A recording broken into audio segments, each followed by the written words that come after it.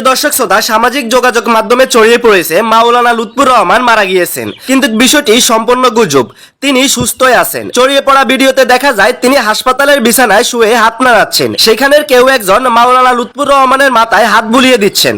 লক্ষ্মীপুরের রামগঞ্জের বাসিন্দা মাওলানা লুৎফুর রহমানকে হাসপাতালে ভর্তি করা হয়েছে।